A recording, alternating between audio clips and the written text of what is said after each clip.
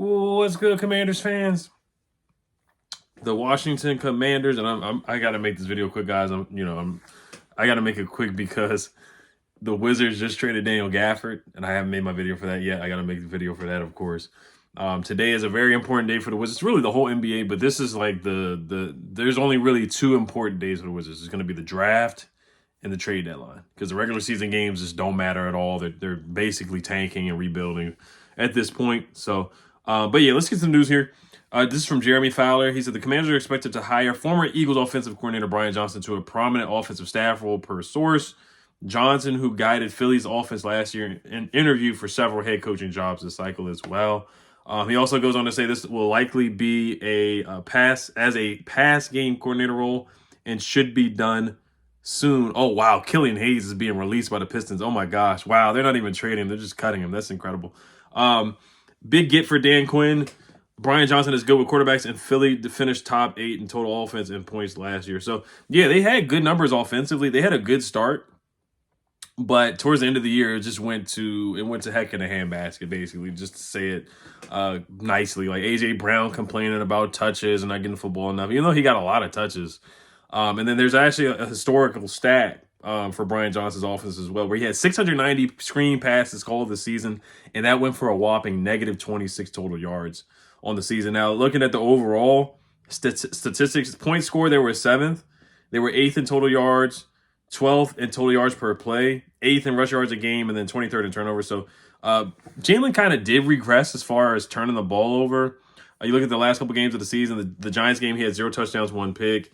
The Giants game where they won, he had 1 touchdown, 1 pick. Seattle, they lost on a Thursday night, 0 touchdowns, 2 picks.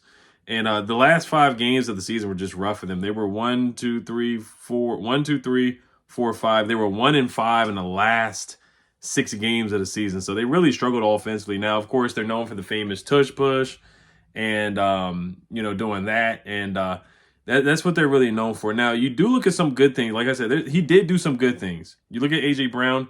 A.J. Brown had 125-plus receiving yards in 6 straight games, which was an NFL record. Now, the good thing is that he's not coming in to call plays. He's not coming in to call plays. A lot of the complaints that we heard from Eagles fans was a lot of screen passes, a lot of long developing routes, a lot of quarterback draws on 1st and 2nd, and then they would throw the ball on 3rd down, putting them in bad situations and 3rd and long situations. That's the complaints about Brian Johnson. But he did do a good job with Jalen as the quarterback's coach, helping him develop. That's where he really got praised and really got promoted to the offensive coordinator, because he was buddies with Jalen Hurts. Jalen Hurts did a good job developing, and a lot of that credit was given to Brian Johnson at first, and then they moved him up to offensive coordinator. But he had some good moments, and then he struggled. Like DeAndre Swift had a good season for the most part. So they had some good numbers, but you look at their roster, they're just a really talented roster on offense. When you have Devontae Smith, A.J. Brown, Dallas Goedert, Lane Johnson and Kelsey, who just retired. They had a good offensive line for sure. DeAndre Swift is a good running back. Boston Scott, Kenneth Gainwell. They had a good roster. So it's kind of like, and Jalen Hurts is a good quarterback. He's a good quarterback. He had a really good year last year, the year before that. DeAndre Swift ran for 1,049 yards and had 5 touchdowns as well. So, you look at the numbers wise, he did some good things, but if you actually watch the games and look what happened, what transpired the last part of the season, there are some big concerns there.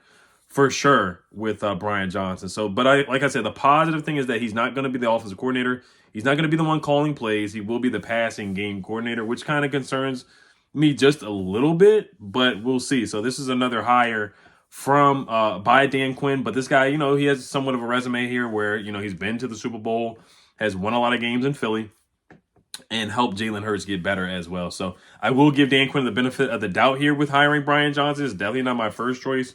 For sure. And if you listen to Eagles fans, this guy is like the worst offensive coordinator in the world for sure. So, we'll see how this plays out. We're going to see how this plays out. Like I said, I'm in wait and see mode. I really am. I'm in wait and see mode. Like I said, you can pinpoint some good things that he did with DeAndre Swift, A.J. Brown, Devontae Smith. They all had solid seasons numbers-wise, where A.J. Brown just went crazy. You look at the 2 games against us, where our defense was bad. We were just the get-right team. He exposed Emmanuel. I'm not going to say exposed Emmanuel for us, but he kept going to A.J. Brown. He kept attacking the weakness.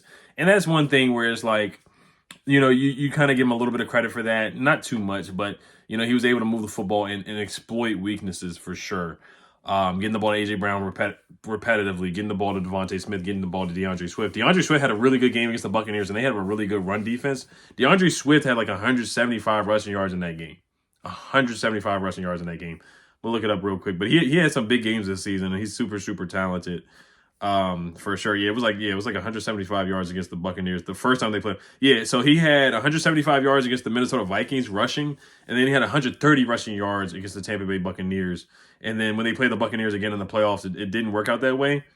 Just because their offense was just awful towards the end. 10 carries for 34 yards for that last game of the playoffs, and they lost 32-9. So that's what I got for Brian Johnson. And then also in other news, the Dallas Cowboys, they blocked our permission to interview Al Harris, the defensive backs coach last year for the Cowboys, and it still currently is.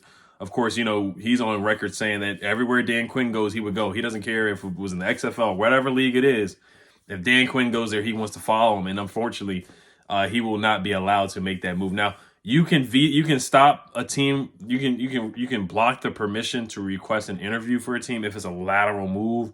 Joe Witt Jr., they had no choice. Jerry Jones and the Cowboys, they could not block our permission to interview Joe Witt Jr. because it was a move that was an upgrade.